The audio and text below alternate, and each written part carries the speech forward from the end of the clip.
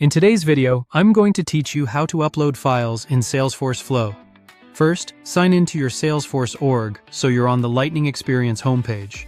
Open Setup from the gear icon. If you see an option to open Advanced Setup, go ahead and launch it. That takes you to the full admin area where we'll build the flow. In the Setup sidebar, use the Quick Find box to search for flows, then open the Flows page. Click New Flow. You'll see different flow types. Choose Auto-Launched Automations to start from a background-capable template, then enable the Screen option. That checkbox simply tells Salesforce that this flow will include at least one user-facing screen instead of running entirely behind the scenes. Next, select Screen Flow.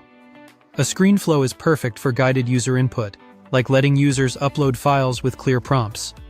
In the canvas, click the plus icon to add your first element, then choose Screen. The screen element is the core building block that displays fields, components, and instructions to the user. Give your screen a clear label so users know what to do. Salesforce will automatically populate the API name based on your label, which helps with consistency and avoids typos. Now add the File Upload component. Drag it from the component palette onto the screen layout. This component lets users attach files directly within the flow, and when the flow runs from a record page, the uploaded files are automatically related to that record, like an account, case, or opportunity. It's a simple way to capture supporting documents right where they belong. Configure the component by setting its API name and entering a user-friendly label, such as Upload Supporting Documents. You'll also see a toggle or checkbox option.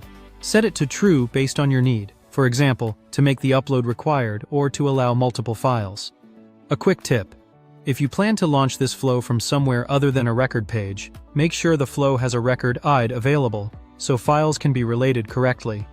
Click Done to close the screen configuration, save your work, and provide a descriptive flow label so you can easily find it later.